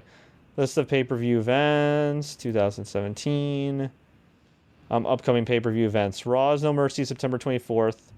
Hell in a Cell is October 8th. That's that is SmackDown. I'm sorry. 2 weeks later, yeah. Oh, wow. Yeah. So hang on. So maybe they won't do Braun versus... so I guess they can't do Braun versus... Lesnar and WWE, they can do whatever they want. They could, but you know what? They could do later in the month. I think this is overkill for October. There's a Hell in a Cell pay-per-view at the beginning of the month, which is well, that's only because they're not doing the SmackDown one in September, so it's every 2 weeks. No, but still, it's overkill. Get this right. Hell in a Cell October 8th. October 22nd is TLC for Raw. Yeah, and this is great American whose birthday is October 22nd. Who? Me. Oh yeah, that's right. Happy birthday, Scott, 2 months early. 38 years old. Gosh. Oh, man. Yeah, old wow. Man. So that's, you said that's what, TLC? TLC, so maybe they could do a TLC match with Lesnar and Strowman then. So they took TLC from December and took and moved Clash of the Champions to December. Yeah. So that's interesting. So then you get 2 Raw pay-per-views, 1 SmackDown pay-per-view, and Survivor Series. Yeah, November 19th and then December 17th is Clash of Champions. That's overkill. That's too many. Yeah, not even that. Just the fact that you're having all these gimmick matches in like. No, wait a minute. Hold on. You said December's Clash of Champions, so SmackDown only has 1 standalone pay-per-view the rest of the year. Well, no, it's not determined yet. According to Wikipedia, it's not determined yet. So. That's interesting. Really, I think it would only be 1 until. Well, now they're doing in February. Wow. Maybe, yeah. Who knows? Honestly, that'd be good though, I think, for that brand. yeah. I don't know. I mean, so far though, the dual brand, the separate pay-per-views haven't exactly brought more subscribers. Well, they're not very. I mean, they're decent matches, but there's nothing great to Yeah, them. they haven't. They're increasing costs, but they haven't increased subscribers. So maybe you kill them. I mean, it's more It's more the same matches. Mm-hmm. It's oversaturation. So yeah, I agree. Okay, let's get some more comments here. Jamil says Hell in a Cell is SmackDown. My bad. Jeremy says Cena versus Joe at No Mercy. I could get used to that. How was the crowd from the beginning of the pre-show near zero? Barclays doors opened a little late. Yeah, they took a while. Mr. Racer says, Fred, I'm going to Raw on September 25th, which is the Raw after No Mercy. Cool. Hope you have fun. should be a good show. Yeah, let's see. I know we got a few tweets from Jeremy here. Let me read. Actually, I got a DM as well on Facebook. Let's see what this question is. Do you see Adam Cole being on the main roster anytime soon? No, I think he's going to get his run in NXT. Okay. Maybe next year at this Yeah, time. Doc Buckness says regarding NXT, I think we get either Drew versus Cole, Drew McIntyre versus Adam Cole, or McIntyre versus Cole versus Roderick Strong at the next TakeOver. And I think they should send Mike and Maria down to NXT. I could see that because I think Mike does not look the same physically as he did before he got to WWE. He may not be taking some of the same supplements he did in TNA, which is fine. But if they have nothing to do with him, or if they don't know, if they don't know what to do with him, you might as well send him to NXT and let him find his character and everything. And Scott, while I drink some water because I'm starting to lose my voice here, do you want to tell me what you thought about NXT TakeOver from a viewer's perspective at home? From a viewer's perspective at home, Yeah. I thought it was a phenomenal show. I think that I tweeted last night, and I'll paraphrase myself, that anybody who thought NXT was in a down period needs to watch that because it was freaking amazing. You were there live. I'm sure it was just as good. I'm sure however many thousands of people did not go live or upset that they did not. There were some things on TV that, I don't have my notes with me, but I as great as it was to hear Jim Ross and Morrow announce together, I think it was a little bit off. Something might have been missing. I don't know if you went back and watched the matches that he called or anything. But yeah, overall, I think it was good. I think that, Red Dragon together was awesome. I actually called that, so I take a lot of credit in that. And then Adam Cole at the end. I think that's where they messed up, and I think that they did that on purpose. But the crowd was going crazy for about 30 seconds, and you could tell something was. It was either a fight in the stands or something was going on. And then then you see O'Reilly and Fish on the apron, and Drew kind of awkwardly walked over to him and almost got the cue that Adam was behind him because he kind of winced up before he got hit. But it was a great ending. It was a great pay-per-view. Sanity, I guess you could say, pulled the upset and beat the AOP, which was kind of an awkward ending, but it was kind of cool to see Eric Young and not Kelly and Dane. Sawyer. Oh, yeah. Who the first German-born WWE champion, by the way. Oh, really? Okay, that's interesting. Yes, so that's awesome. Yeah, overall, it was a good show. I think that Drew McIntyre is screwed as champion. Unfortunately, he did win, and he's the face, and what you do at the end doesn't do him any justice. I think if you wanted to get those guys are super over. Adam Cole, Bobby Fish, and Kyle O'Reilly, who. He is the meanest looking dude when he walks. I will say that. Most serious guy, whatever you want to call it. But, if they wanted to get that over as heels, I think they should have had Johnny Gargano win the title or something like that. I think everybody cheering for Drew McIntyre to get beat up kind of is what it is, I think, honestly, they would have. I think it was for anybody. But if it was Johnny, I think it could have been a little different just because of the crowd. But, if it was Nakamura, I think it would have worked, something like that. But Drew is kind of okay, cool. Yeah, I think it was just he was put in a tough spot. I mean, it was a great show live. I'm not gonna lie, I did not look forward to this show when I was coming in. I bought the tickets already. I was like, you know what? I haven't seen my friend Candace in a while. I haven't seen a few other people that were in attendance for a while. I'll go. I'll have fun. I said to myself, it's probably gonna be a good show, but I've not been in it outside of the Roderick Strong stuff and Asuka. I've not really been enamored with NXT as a whole, at all. No, I actually missed the last 2 episodes, and I did not go back and watch them leading up to this. And I actually was disappointed that Roddy wasn't on the show at all. A lot of guys were missing from the show. Yeah, it was disappointing, but I'll say this. I'll start from the beginning. I got to the show a little late. I guess I missed there was a Lars Sullivan and No Way Jose match, which is weird because I got there like 7:20. It's only like 5 minutes late, but apparently No Way Jose was in action. Well, yeah, they taped a couple matches for this week's NXT, which they always do. Yeah, so I missed that match if that did happen. I was in the middle of Peyton Royce against Sarah Logan, and Peyton Royce got the win. Nobody really knew who Sarah Logan was. Her and Billie Kay were baby faces. On Twitter, I saw they were bugging Daniel Bryan in the skybox to get checked out because above me in my section, actually section 111, they had a section reserved for WWE wrestlers. So Angle and Bryan were actually there scouting and storyline, which is pretty cool. And I actually did see right before the main event during Drew's entrance, Sheamus, since he's best friends with Drew and came up with Drew, filming his entrance because he was, there to support him, which is pretty cool. I also saw... That's pretty cool. Who else did I see? I saw a bunch of dudes there. I'm sure they'll come to mind. But yeah. Oh, Becky Lynch was up there too. Well, on TV they had Becky and Bayley. Yeah, but she was above us too. It was kind of interesting. That's cool. So yeah, I guess like the storyline is that Daniel Bryan's going to bring in the iconic duo of Billie Kay and Peyton Royce. Maybe they'll do the Bella Twins versus the iconic duo down the road. Well, it's good. I mean, they need some women on SmackDown, so... Yeah, and well, tell Raw does too. They need some variety. It's been like the same girls every freaking week. Well, I think now how did the women's match come off live? It was great. I think it might be the best... I don't know if it's the best WWE women's match of all time, but it's probably top 2 or 3. It was an excellent match. I thought it was one of the all time. All time. And you know what? That might be one of the matches of the year too. I mean, how did I skip that one? That one, I mean, that was a great match. Why? Yeah. How did it come off on TV? No, it was great. I think everybody thought Asuka was going to lose and go to the main roster, but I'm thinking now maybe Ember goes to the main roster. Yeah, I mean, they kept mentioning her. Well, I don't know if they kept mentioning, but they mentioned a couple of times that her whole family was in attendance and this and that. So, kind of awkward that they would do that and not do a title change. So maybe. Yeah, you never know. I mean, maybe she goes to the main roster, and maybe Asuka ends up holding the title for a little bit longer. Maybe Kairi Sane wins the Mae Young Classic, who was signed from Stardom. She's a great wrestler herself. Caliber of Asuka, maybe be higher than the caliber of Asuka, depending on who you ask. I don't watch a lot of Stardom, but I'm familiar with her work, and she, from what I've seen, she looks awesome.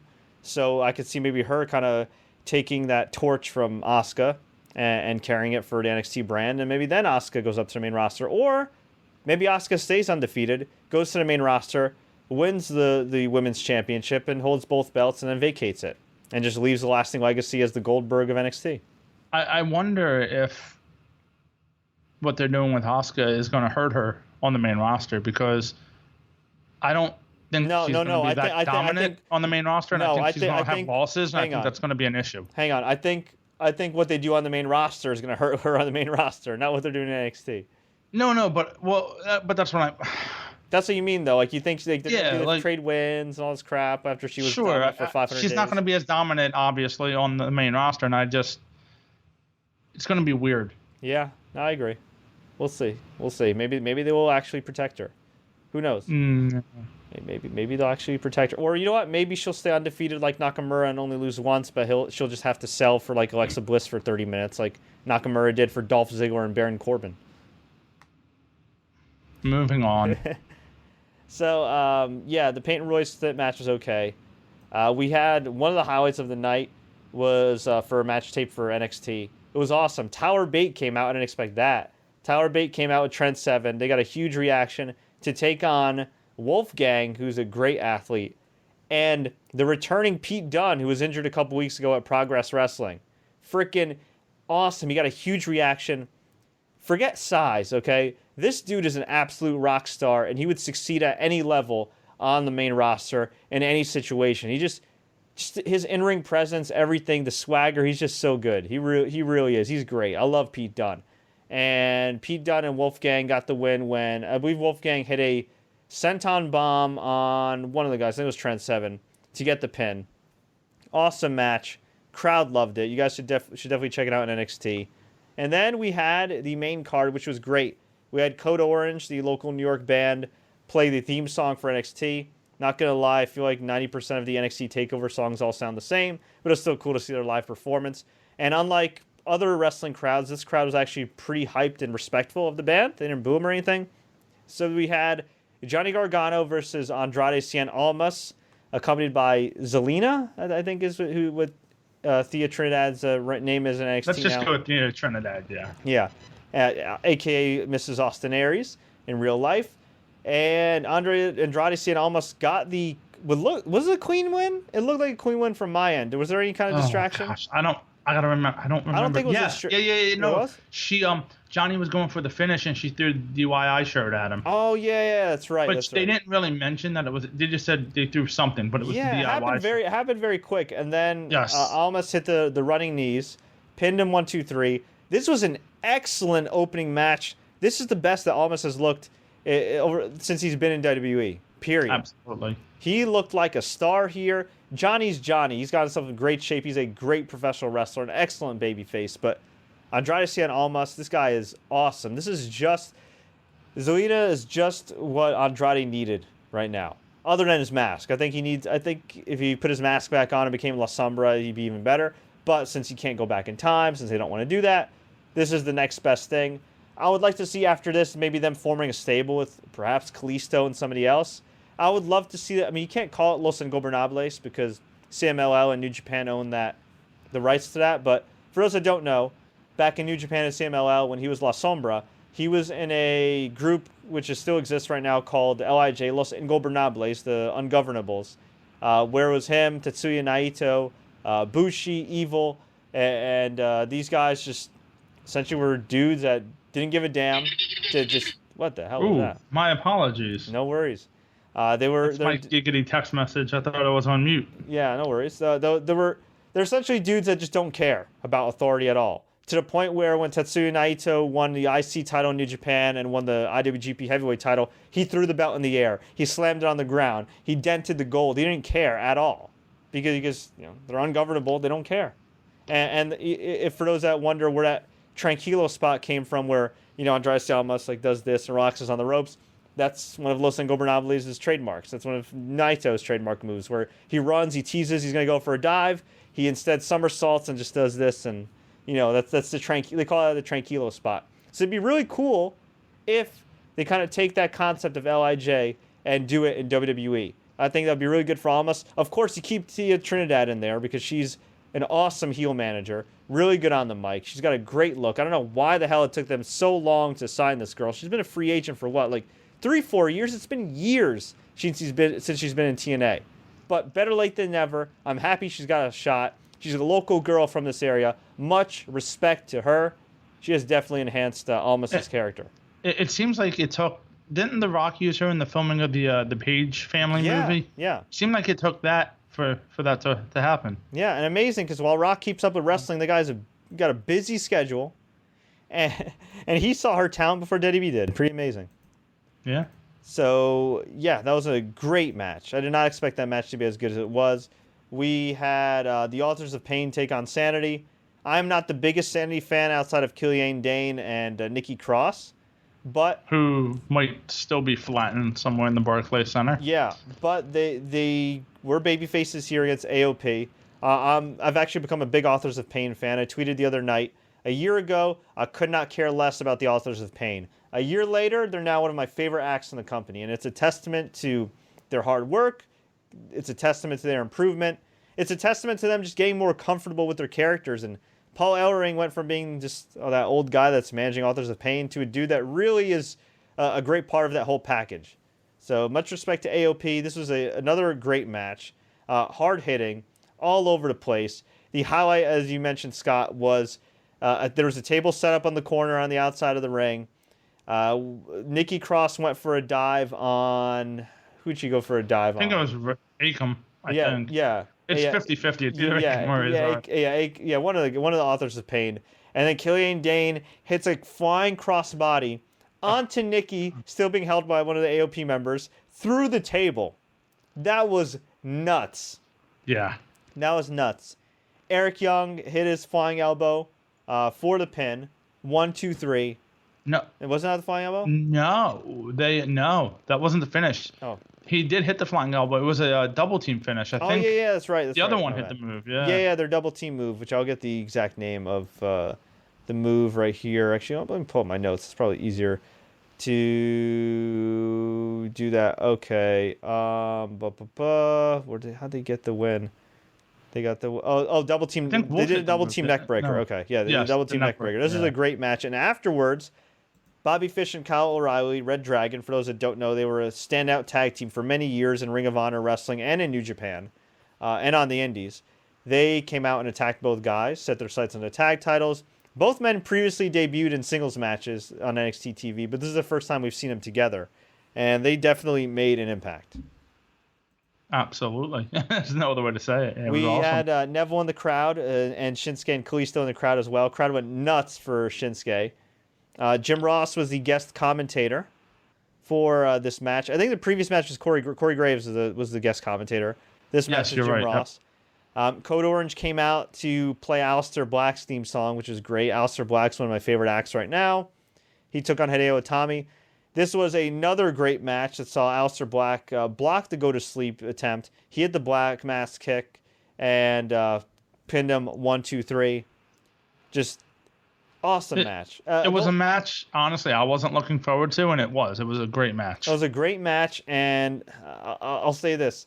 While the crowd was a little lull during the periods where Aleister Black was selling, this did show that Aleister Black can be in long matches and still get over and get the crowd in his hand. Because I think that was a problem early on in his NXT career, and even in recent months where he has these badass performances in a short amount of time, but if you put him in a match longer than 5 minutes, it's kind of like, okay, now what? Because he's been booked like Goldberg. He's a great worker, but he's been booked like Goldberg, and fans have been trained to see him finish guys quickly. Well, reverting back to what you said about Fish and O'Reilly, he did have a good 15-minute match with O'Reilly at NXT a couple weeks ago. So yeah, he can go. I mean, no, for sure, and yeah, he's a man. He's an awesome worker. The sky's the limit for him.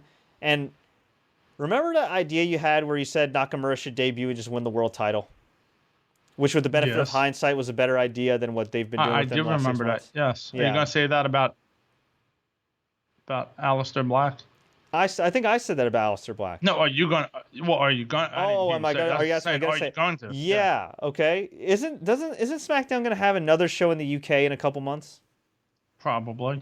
Okay. Let me double check here. I think October. Yes, I'm almost positive. I'm almost as positive as Lil Wayne's drug test that they are going to have another UK tour. Let's see here, okay? Let me go all events. Let's do SmackDown. Let me search here. And I think they are not in September. Are they doing it? Oh, there we go. November 7th, Manchester Arena in Manchester, England. Scott, what do you think of, and who knows, maybe the WWE title would have been traded a couple times between Knock and Jinder by then. What do you think of Jinder Mahal being the world champion, challenging anybody to a match, and Daniel Bryan books Jinder Mahal versus a mystery opponent for the main event? And the mystery opponent turns out to be the UK's own Aleister Black, and in dominant fashion, Aleister Black pins him to win the WWE Championship. Now, normally, I'm not for this. I think they've done it so many times. It's very cliche and whatnot. But I think this is the rare time where it could actually work and be of benefit to WWE, not just short term, but long term. What do you think?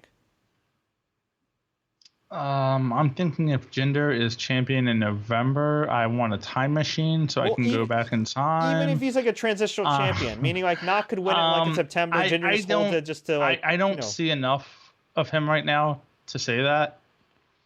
I know what you're getting at. I think he has to have a couple more of these type matches where he can prove himself a little bit better. His matches, to a degree, his NXT career has kind of resembled Baron Corbin's, where he had these quick 10-second matches, 15-second matches, build up. He has to maintain it. And I know he's a different character than Corbin. I get that. He's a different person. He's probably a much better performer, but he still has to prove it, Right. And you don't want to set that bar. And I know November's, still a couple months away, so we have time, but it could work. It depends what they do with the character. Sure. No, you're absolutely right. But just an idea. We had Asuka submit Ember Moon with the Asuka lock. This was a excellent match, one of the greatest women's matches in WWE history, one of the better matches in WWE history, period. And Ember hit the Eclipse. Asuka kicked out. They did a great job of selling Ember's. Well, Ember and Asuka both did a great job of selling the intensity of this match, the stakes. Ember was just knocking Asuka down from out of the gate, just going for it, being relentless, trying her damnedest to beat Asuka. This woman she's never freaking beaten. She's tried so damn hard, and she just could not do it. Over and over. And finally, Asuka, barely able to move, locks in that Asuka lock. Ember escapes. Asuka locks in it again. And Ember just has to tap out. Afterwards, Ember got a standing ovation. Great freaking match. Great match. Asuka is the best women's wrestler in WWE history, and it's not even close. Screw the main roster. Now, I've received a message on Facebook from my friend Robert Root, who says that in his opinion, there's no way that was a top 3 match all time. And we're forgetting about Trish and Lita. This is also a guy who thought Melina versus Alicia Fox was the greatest match ever. Let's keep that in mind. All right, he really didn't think that last part, but he did message me with the. I mean, Trish and Lita had some great matches. Don't get me wrong, I'm sorry. This, look, they were pioneers to. They furthered the division, okay, and helped continue to break the barriers, and they deserve the utmost respect for that. And they did. They were very popular, and their place in WWE history and wrestling history is safe. But in terms of just match quality and talent in that ring, okay, there are very few women's matches in WWE history that can touch that. Very, very few. There's few matches on the main roster over the last few years that can touch that outside of the top guys. Excellent match. And then we had Samoa Joe and Kevin Owens at ringside, and we had Drew McIntyre versus Bobby Roode. The NYPD pipe and drum band came out and performed Drew McIntyre's theme, and he walked down the ring with them. That was cool as hell. I really liked that. Cool. Everybody got a tear in their eye hearing the bagpipes thinking of Rowdy Piper. Yeah, it was true. Yeah, it was absolutely. It was great. It was great, and it's just the intensity of Drew McIntyre. You said he's got like the best mean guy entrance in the business, like the best mean mug. I certainly think so. I mean, Braun Strowman has one too, but I mean, Drew McIntyre is just an intense dude. Walked to the ring. Bobby Roode did his glorious entrance, not as elaborate as his debut last year, where he had the whole huge, where he had the huge like platform, bring him right down. But this was still a great entrance. And then the match started, and like a lot of Bobby Roode matches, as much as I love the guy, the match did not live up to the rest of the TakeOver card. I never realized that Bobby Roode was smaller, I guess, than Drew. I thought Bobby was about 6'5", 6'6". No, he looks bigger than he is. 6'7", but he's Drew's huge. Drew is a huge dude. He's like 6'5", 6'6", and Drew ended up getting the win with the what's he call that kick? The not the glorious DDT. The Claymore. Yeah, the Claymore. The Claymore. Yeah, these weird finishers from the former 3MB people. He kicked out of one glorious DDT. He got hit with another one. Roode was going to go for another one, and then he hit a second Claymore to get the win. The first Claymore he hit, I think Bobby rolled out of the ring earlier in the match. Yeah. And they worked hard. There was a crazy spot where Drew went for a flip dive on the outside, but Roode barely caught him, so Drew went splat half on his shoulder. Yeah, oh my God. That looked brutal. The ending was great, but and I'd say it was a very good match, but it was not at the level of the other matches throughout the night. And I love Bobby Roode; he's one of my favorite wrestlers. But I think I don't know because I've mentioned this before. I've seen Bobby Roode live multiple times, and I even saw him in a match with Bobby Lashley on a card where he had to follow for.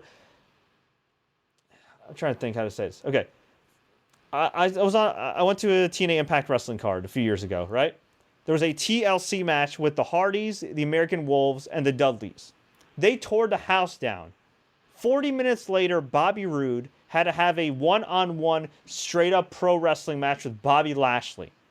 Now, you would think that the crowd would be dead by then. This was a long show. This is when they were doing like those marathon New York tapings, trying to tape like 6, 7 straight shows. It was crazy, right? Trying to save money. Their future was uncertain on Spike TV. These dudes, and granted, Bobby Lashley is a big part of it, tore the house down with just some badass pro wrestling. So I don't know if my taste in wrestling has just evolved over time. I don't know if everybody's taste has just evolved. I don't know if he's just slowed down since TNA. I don't know if his character is not as intense in the ring as it was in TNA. I know he was a babyface back then, and even as a heel, he seemed to have more of like a fire in him. I don't know what it is, but something is missing in some of Bobby Roode's NXT matches. Not all of them. He had a great match with Roderick Strong. I really liked the Hideo Itami match. That might have been his best match other than that last Nakamura match.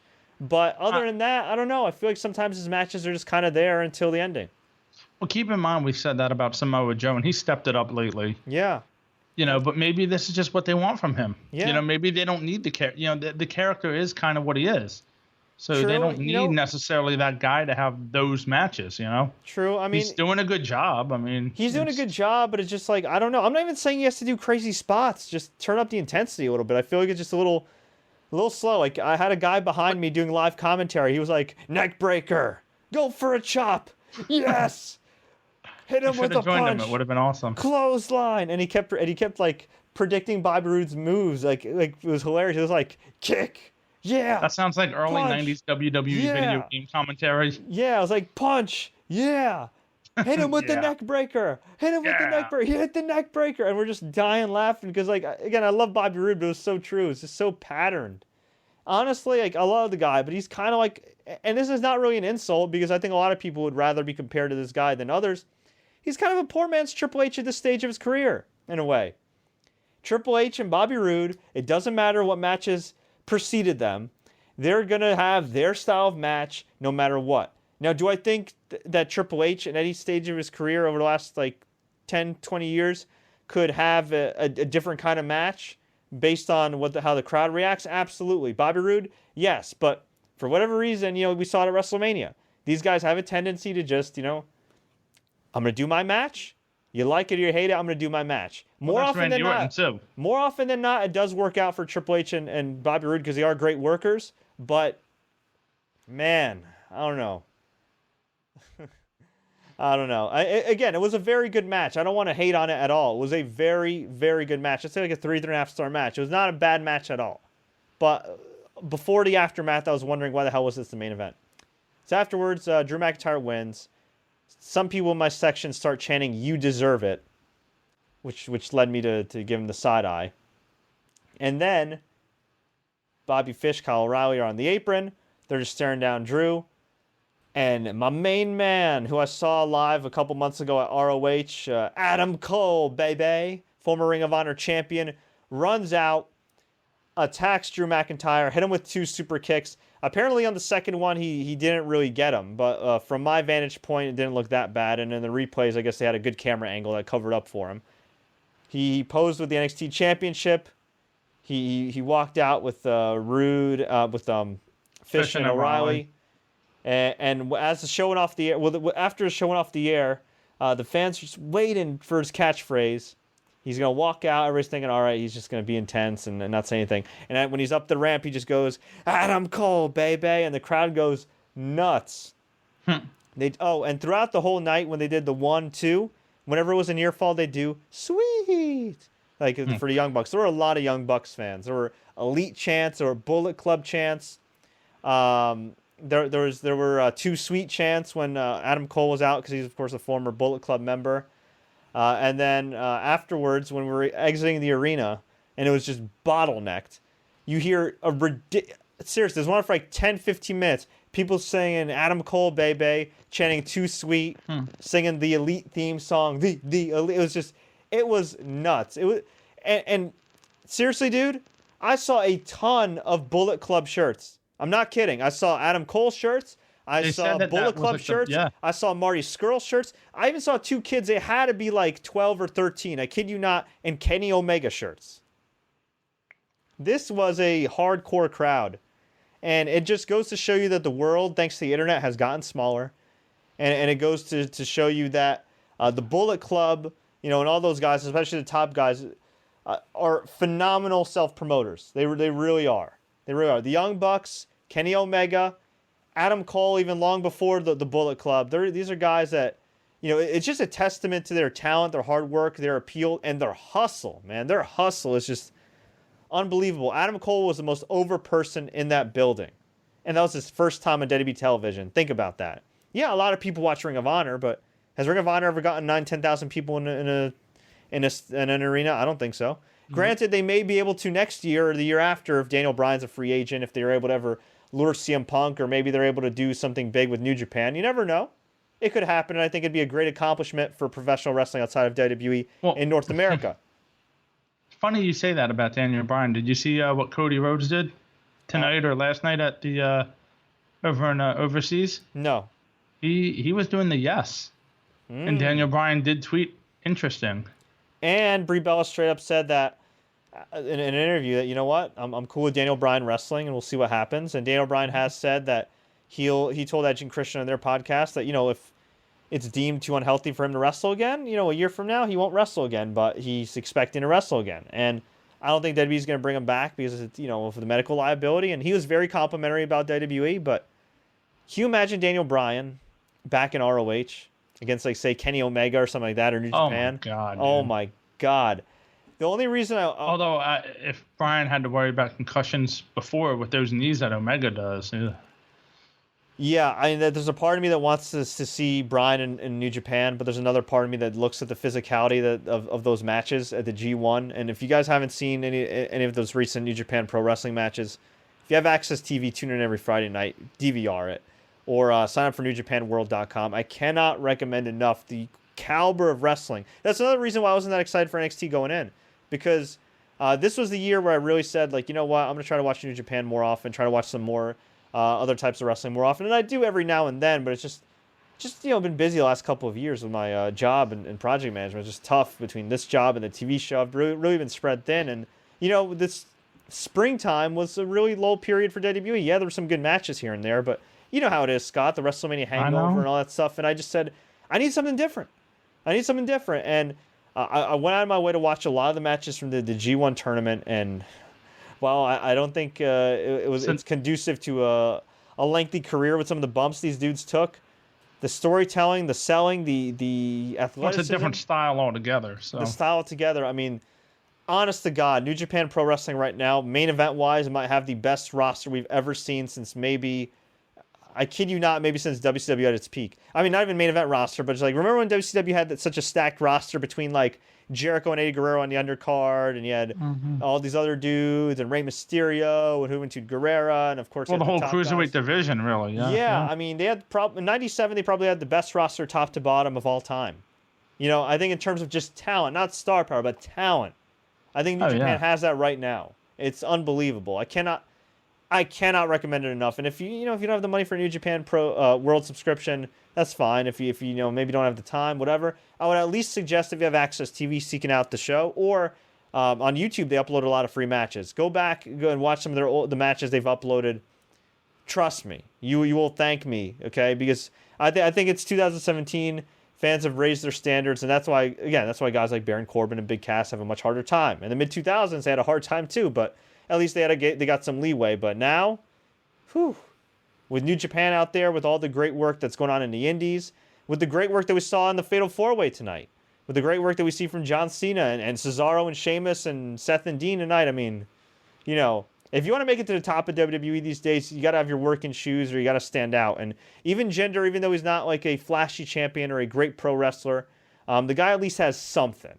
Now, whether or not you think he should be champion is another story, but at least he's stepped up as much as he can given the circumstances. Will Baron Corbin step up going forward? Will Big Cass step up? Will guys that are on the come up step up that are limited like those dudes? We'll see. But overall, NXT TakeOver, massive thumbs up. SummerSlam, thumbs up. I wouldn't say SummerSlam was as good top to bottom as TakeOver, but that Fatal 4-Way was just unbelievable. So overall, great show. I want to thank you guys for watching. Some people are asking here, my man Ross Martin, are we taking calls? We're not taking calls tonight. It's a bit of a late night, but if you guys want me to take calls, I will open up the Skype lines later in the week. I want to thank you so much for watching. Just to give you guys a little rundown of what we're doing this week. My Madden review will be up at some point this week. I got an early copy. I've been reviewing it. Haven't had as much time to play it as I'd like to, but I am going to be playing it. I'm going to be reviewing it. It is a great great sports game. I haven't really delved into the career mode, but if you love Madden 17, I think you'll really love Madden 18. You'll enjoy that review. That review will be up later this week on youtube.com/TSC Gaming. I'm also reviewing a game called The Escapist 2, which is really good. As far as right here on the TSC News YouTube channel and podcast, we are going to be previewing the McGregor versus Mayweather matchup this Thursday on MNN, Manhattan Neighborhood Network, my show that airs in New York City. That video will be up on Friday right here on this channel. And Saturday, I will be having a live recap of Mayweather versus McGregor. Scott, you're more than welcome to call in, hop on Skype, and chat with me about it. Hell, it's to be determined, but I may even do my first live chat during the event in 2 years. We'll see. We'll see. I'll keep you guys posted. But as far as Mayweather versus McGregor coverage, we definitely have your back on that one. And sometime this week, too, I will be recapping Raw and SmackDown Live, as well as the aftermath of NXT Brooklyn. Whew. Folks, that's a lot of stuff. Yeah, a lot of stuff. Action-packed. I think you guys will enjoy it. Scott, I know you'll enjoy it as always. Maybe you'll join us. Congratulations again to your beautiful wife for the upcoming birth of your second daughter. Until then, everybody, tweet us, Facebook us, do what you got to do. If you enjoyed this content right here that we provided you tonight, please smash that subscribe button. Smash that like button. Share this on social media with all your friends. Like our Facebook page. We do a ton of Facebook Lives. Do what you got to do. As always, everybody, until next time, enjoy the matches.